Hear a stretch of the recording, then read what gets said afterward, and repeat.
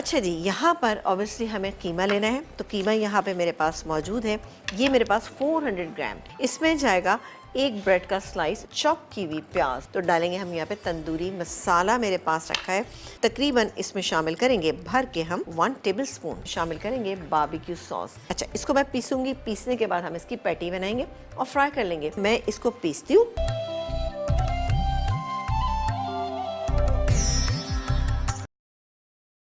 Dip के लिए हमें क्या क्या इंग्रेडिएंट चाहिए?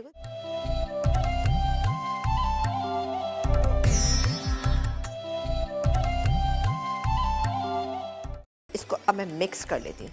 तो तकरीबन ½ टीस्पून डालेंगे। ये गया 1 पिंच नमक। ये मैंने पैटी तैयार कर ली है। पैटी थोड़ा सा इसको फैला ज़रूर लीजिएगा। और ये देखिए, ये कलर एक्चुअली इसका होना चाहिए, जो कि बेहतरीन कलर है।